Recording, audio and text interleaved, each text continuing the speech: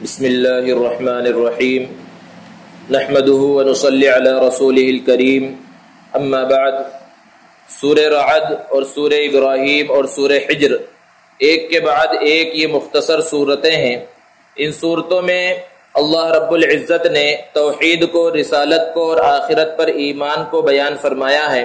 ان تینوں صورتوں کا آغاز حروف مقطعات سے ہوا ہے، اور عام طور پر جو صورتیں حروف مقطعات سے شروع ہوتی ہیں اس کے فوراً بعد اللہ رب العزت قرآن مجید کی حقانیت کو بیان فرماتے ہیں۔ تو ان تین صورتوں میں اللہ رب العزت نے قرآن مجید کی حقانیت کو بیان فرمایا آغاز میں، پھر اس کے بعد توحید اور رسالت اور آخرت کے مضامین کو بیان فرمایا۔ سورہ ابراہیم کے اندر اللہ رب العزت نے حضرت ابراہیم علیہ السلام کی چند دعاؤں کا تذکرہ کیا ہے، جبکہ وہ کعبۃ اللہ کی تعمیر سے فارغ ہو گئے تھے۔ ان میں سے چند دعائیں وہ ہیں جو ہم اور آپ ہمیشہ کرتے ہیں۔ اللہ رب العزت نے ان کی دعا کو نقل فرمایا کہ رب اجعلنی مقیم الصلاۃ ومن ذریتی، کہ میرے پروردگار مجھے اور میری اولاد کو نماز قائم کرنے والا بنا دے۔ ربنا وتقبل دعا، اور ہمارے دعا کو قبول فرما۔ ربنا اغفر لی ولوالدی وللمؤمنین یوم یقوم الحساب، کہ اے ہمارے پروردگار میری اور میرے والدین کی اور تمام مؤمنین کی قیامت کے دن مغفرت فرما۔ اور اسی صورت میں اللہ رب العزت نے شیطان کے مکالمے کو نقل کیا ہے کہ شیطان آخرت میں کہے گا کہ ان اللہ وعدکم وعد الحق، کہ اللہ نے تم سے ایک سچا وعدہ کیا تھا، ووعدتکم فاخلفتکم، اور میں نے بھی تم سے وعدہ کیا تھا لیکن میں نے وعدے کی خلاف ورزی کی، اور میں نے دنیا میں تمہیں جو بہکایا، غلط راستوں پر لگایا، تو میں نے ہاتھ پکڑ کر تمہیں غلط راستے پر نہیں لگایا، میں نے زبردستی تمہیں نہیں لگایا، بلکہ میں نے تمہاری صرف رہنمائی کر دی اور تم غلط راستے پر لگ گئے، لہذا اس غلط راستے پر چلنے کی ذمہ داری اور اس کا الزام آج تم مجھ پر مت لگاؤ۔ سورہ حجر، اس صورت میں اللہ رب العزت نے اصحاب حجر، جو حجر ایک مقام ہے وہاں پر جو قوم عاد اور قوم سمود رہا کرتی تھی، اللہ رب العزت نے ان کا تذکرہ اور ان کی نافرمانیوں کا تذکرہ فرمایا ہے۔ اور اس صورت میں اللہ تبارک و تعالی نے حضرت آدم علیہ السلام کی ولادت کا اور شیطان کے جنت سے نکلنے کا دوبارہ تذکرہ فرمایا۔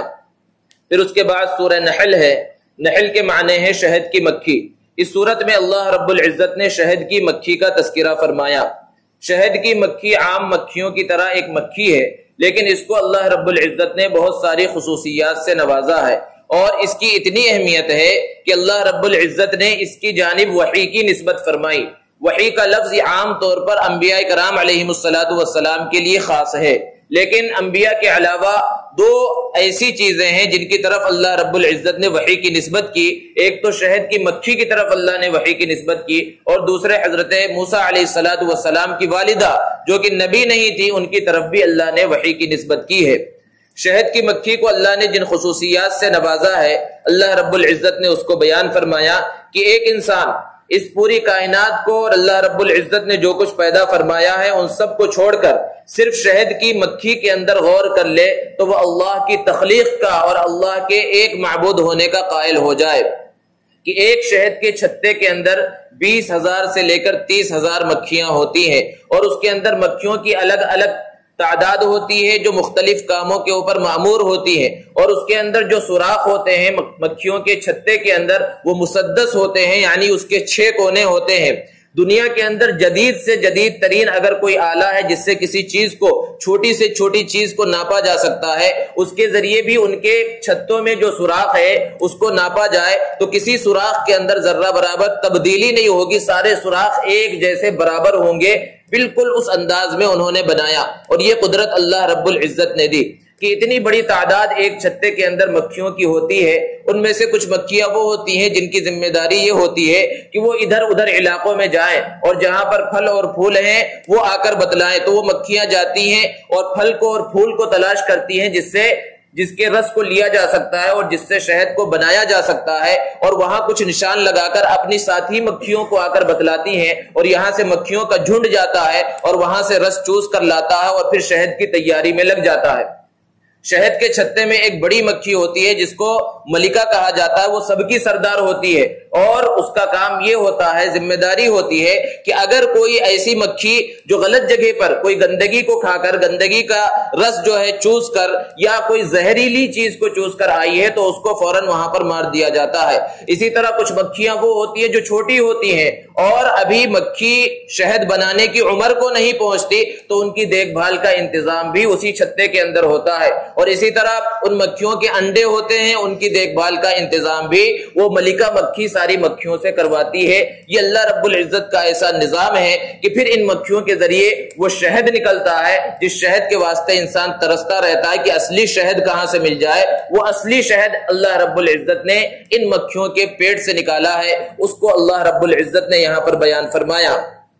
اس سورت کا دوسرا نام سورہ نعم بھی ہے، کیونکہ اس سورت میں اللہ رب العزت نے ایک نعمت تو شہد اور شہد کی مکھی خود ہو گئی، اور بہت ساری نعمتوں کا تذکرہ فرمایا ہے اور یاد دہانی فرمائی۔ اسی سورت میں وہ عظیم آیت کریمہ بھی ہے جس عظیم آیت کو ہم جمعہ کے خطبے میں ہمیشہ سنتے ہیں۔ اللہ رب العزت نے فرمایا ان اللہ یأمر بالعدل والاحسان وایتاء ذی القربى وینہی عن الفحشاء والمنکر والبغی۔ حضرت عمر ابن عبد العزیز رحمۃ اللہ علیہ کے زمانے سے ہی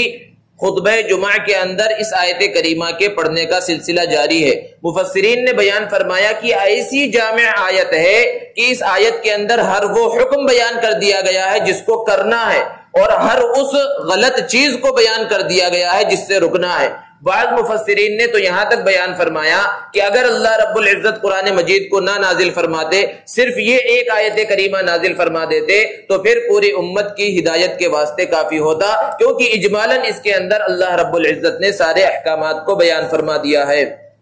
اس کے بعد سورہ بنی اسرائیل ہے۔ اس سورت میں اللہ رب العزت نے بنی اسرائیل کے چند واقعات کو بیان فرمایا۔ اس سورت کا دوسرا نام سورہ اسراء بھی ہے، اور اسراء معراج کے واقعے کو کہا جاتا ہے، کیونکہ اس سورت کی پہلی آیت میں اللہ رب العزت نے معراج کے واقعے کا تذکرہ کیا۔ ارشاد فرمایا سبحان الذی اسری بعبدہ لیلا من المسجد الحرام الی المسجد الاقصی، کہ پاک ہے وہ ذات جو اپنے بندے محمد عربی صلی اللہ علیہ وسلم کو راتوں رات مسجد حرام سے مسجد اقصی تک لے گئی، جس کے ارد گرد کے علاقے کو ہم نے بابرکت کر دیا ہے تاکہ ہم محمد عربی صلی اللہ علیہ وسلم کو اپنی نشانیاں دکھلائیں۔ بے شک اللہ رب العزت بہت زیادہ سننے والا اور دیکھنے والا ہے۔ اس کے بعد اللہ رب العزت نے اپنی عبادت کا اور والدین کے ساتھ احسان کا، حسن سلوک کا حکم دیا ہے، اور پھر اس کے بعد بہت سارے احکامات جو اس سے پہلے صورتوں کے اندر بھی گزر چکے ہیں، اللہ رب العزت نے اس کو بھی بیان فرمایا۔ پھر اس کے بعد آخر میں اللہ رب العزت نے روح کی حقیقت کو بیان فرمایا ہے۔ مشرکین مکہ ایک مرتبہ مدینہ المنورہ گئے، جب اللہ کے رسول صلی اللہ علیہ وسلم نے ہجرت نہیں کی تھی اور مدینہ یثرب کہلاتا تھا، وہاں پر یہود کے بڑے علماء سے ملاقات کی، اور انہوں نے کہا کہ ہمارے علاقے میں ایک شخص نے نبوت کا دعویٰ کیا ہے، وہ سچا ہے یا جھوٹا ہے ہم کیسے جانیں؟ تو یہود کے علماء نے کہا کہ ان سے 3 سوال جا کر کرو، اگر وہ 3 سوالوں کے جواب دے دیں تو سمجھ لو کہ وہ سچے ہیں، اور اگر جواب نہ دے سکے تو سمجھ لو کہ وہ جھوٹے ہیں۔ ان سے جو سوال کرنا ہے، پہلا سوال یہ کرو کہ روح کی حقیقت معلوم کرو، اور دوسرا سوال اصحاب کہف کے بارے میں کرو کہ وہ کون سے لوگ تھے جنہوں نے غار میں پناہ لی تھی اللہ رب العزت کی عبادت کی خاطر، اور تیسرا ذوالقرنین کے بارے میں پوچھو۔ یہ لوگ واپس اللہ کے رسول صلی اللہ علیہ وسلم کے پاس آئے، اور آپ صلی اللہ علیہ وسلم کے سامنے یہ تینوں سوال رکھے کہ آپ ان کا جواب دیجئے۔ اللہ کے رسول صلی اللہ علیہ وسلم کے بارے میں اللہ نے ارشاد فرمایا وَمَا يَنطِقُ عَنِ الْهَوَىٰ إِنْ هُوَ إِلَّا وَحْيٌ يُوحَىٰ، کہ آپ اپنی طرف سے کوئی بات نہیں کہتے تھے، آپ تو وہی کہتے تھے جو اللہ رب العزت وحی کے طور پر نازل فرماتا تھا۔ حضور صلی اللہ علیہ وسلم نے ارشاد فرمایا کہ میں کل تمہیں جواب دوں گا، انشاءاللہ کہنا اللہ کے رسول صلی اللہ علیہ وسلم بھول گئے۔ آپ صلی اللہ علیہ وسلم اگلا دن ہوا وحی کا انتظار کر رہے ہیں، لیکن وحی نہیں آ رہی ہے، اور مشرکین مکہ جواب کے انتظار میں ہے۔ کئی دن گزر گئے، اللہ کے رسول صلی اللہ علیہ وسلم آسمان کی جانب نگاہ اٹھا رہے ہیں لیکن وحی نہیں آ رہی ہے۔ کئی دنوں کے بعد حضرت جبرائیل علیہ السلام اللہ کا پیغام لے کر آئے، اور جو سب سے پہلی آیت نازل ہوئی تو پہلے جوابات کے بجائے یہ حکم دیا گیا کہ وَلَا تَقُولَنَّ لِشَيْءٍ إِنِّي فَاعِلٌ ذَلِكَ غَدًا إِلَّا أَن يَشَاءَ اللَّهُ، کہ جب بھی کسی کام کے بارے میں یہ کہنا ہو کہ میں کل کر لوں گا تو انشاءاللہ ضرور کہہ لیا کرو۔ یہ نبی صلی اللہ علیہ وسلم کو حکم ہے، تو عام انسانوں کو تو بلا شبہ یہ حکم ہے کہ وہ کسی بھی اگلے وقت کے واسطے کوئی بھی بات کہیں کہ میں یہ کام کر لوں گا، یہ کر لوں گا، تو اس کے ساتھ انشاءاللہ لگا لینا چاہیے۔ اللہ رب العزت نے پھر اس کے بعد جوابات کو بیان فرمایا۔ سب سے پہلے روح کے بارے میں سورہ بنی اسرائیل کے آخر میں بیان کیا گیا کہ یہ لوگ آپ سے روح کے بارے میں پوچھتے ہیں، کہہ دیجئے کہ روح میرے رب کا حکم ہے۔ اس کے اندر تفصیل میں پڑھنے کی ضرورت نہیں ہے، روح کا جواب بالکل مختصر انداز میں دیا، اس لیے اس کو الگ سے سورہ بنی اسرائیل میں بیان فرمایا۔ اور اصحاب کہف کے اور ذوالقرنین کے جواب کو چونکہ تفصیلی انداز میں اللہ رب العزت نے دیا، اس لیے اس کو سورہ بنی اسرائیل کے بعد جو سورت ہے سورہ کہف، جس کے معنی ہے غار کے، اس سورت میں اللہ رب العزت نے بیان فرمایا۔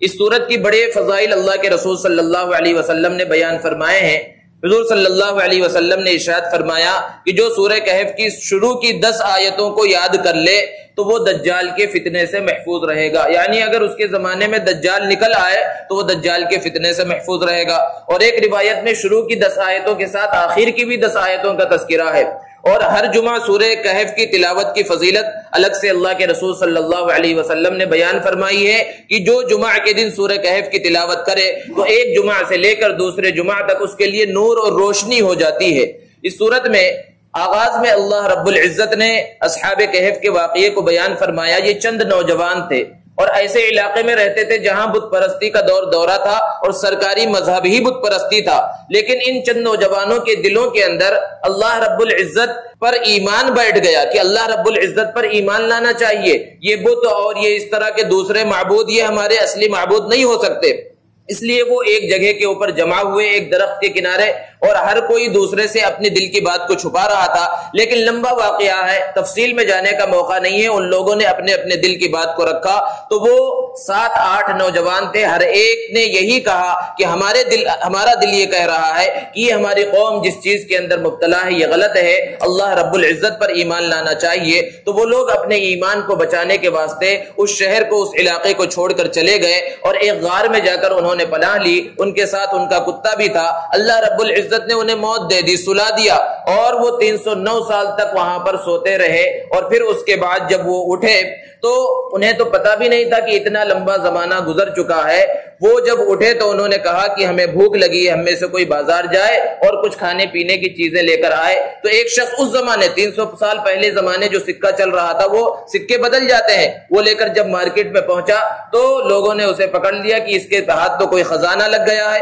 اور بادشاہ کے دربار میں لے کر گئے تو بادشاہ بھی بدل چکا تھا۔ اور اب جو بادشاہ تھا یہ بت پرست اور مشرک نہیں تھا بلکہ موحد تھا، ایک اللہ پر ایمان رکھتا تھا،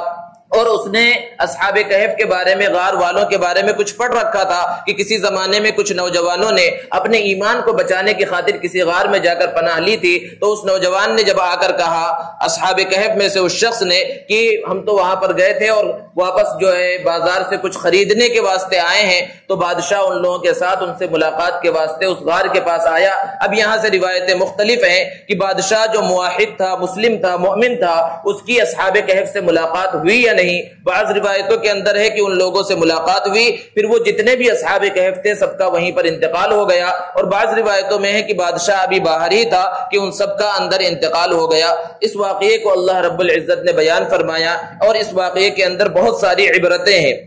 اس کے بعد اللہ رب العزت نے 2 دوستوں کا تذکرہ فرمایا، جس میں سے ایک بہت مالدار تھا اور ایک غریب تھا۔ جو مالدار تھا وہ تکبر کیا کرتا تھا، اپنی نعمتیں گنواتا تھا کہ دیکھو میرے پاس کتنا مال و دولت ہے، میرے پاس اولاد ہے، باغ ہے، یہ ہے وہ ہے، اور تمہارے پاس تو کوئی چیز نہیں ہے۔ تو دوسرا شخص کہتا تھا اس دنیا میں اگرچہ میرے پاس زیادہ مال و دولت نہیں ہے، اولاد نہیں ہے، لیکن اللہ رب العزت مجھے عطا فرمائے گا۔ تو اس شخص جو مالدار تھا اس کے تکبر کی وجہ سے اللہ رب العزت نے اس کے مال و دولت کو اور اس کے باغیچے کو تباہ و برباد کر دیا۔ اس سے یہ عبرت، یہ نصیحت ملتی ہے کہ تکبر بہت بری چیز ہے، تکبر اللہ رب العزت کو پسند نہیں ہے۔ اللہ تبارک و تعالی ہمیں قرآن مجید کو سمجھ کر پڑھنے کی اور اس کے احکامات پر عمل کرنے کی توفیق عطا فرمائے۔ وآخر دعوانا الحمد